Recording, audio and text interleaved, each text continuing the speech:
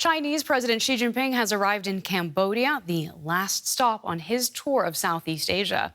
In an article published in local media, Xi urged Cambodia to resist protectionism throughout his trip, which has also included visits to Vietnam and Malaysia. Xi has vowed to stand with Southeast Asian countries in the face of economic shocks caused by tariffs imposed by U.S. President Donald Trump. And DW's Melissa Chan has been covering this trip for us from Taipei. Melissa, good to see you again. Xi has now arrived in Cambodia. What will he be hoping to achieve there? Xi Jinping kind of saved the best for last of the three countries that he's visiting. Cambodia has the best relations with China. In fact, critics would actually say that it's an example of elite capture of senior Cambodian government officials in terms of the relationship they have. Cambodia and China, Cambodia has embraced China full-heartedly in terms of its Belt and Road Initiative, for example, and has borrowed a lot of money from Chinese banks in order to build out its infrastructure.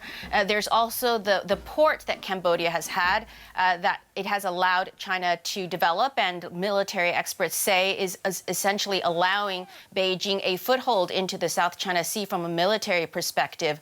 So this part of the leg of the trip is going to be expected to be quite smooth because of the two relationships between the two countries.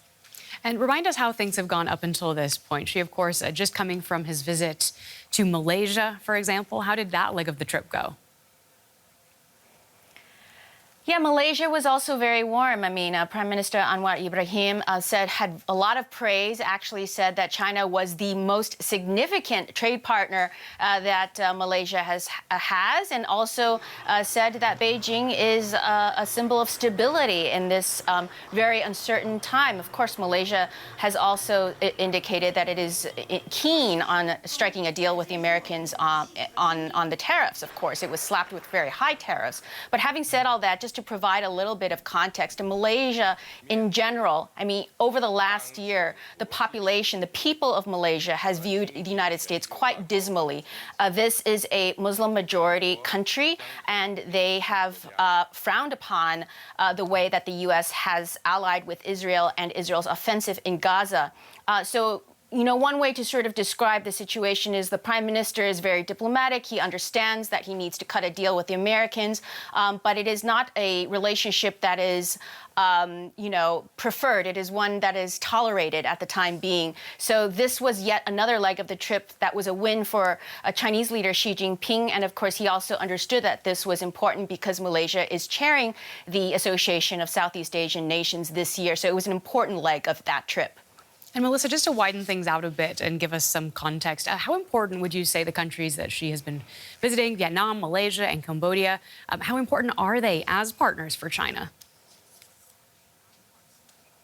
They're very important, and in many ways, ASEAN, Southeast Asia has benefited from the move from manufacturing from China to Southeast Asia over the last decade.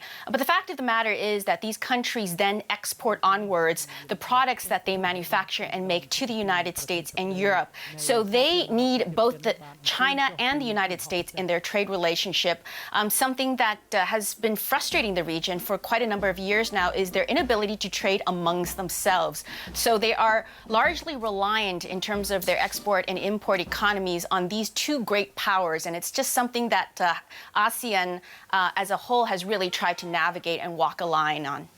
Well, thank you so much for that update. We've been speaking with DW's correspondent Melissa Chan in Taipei.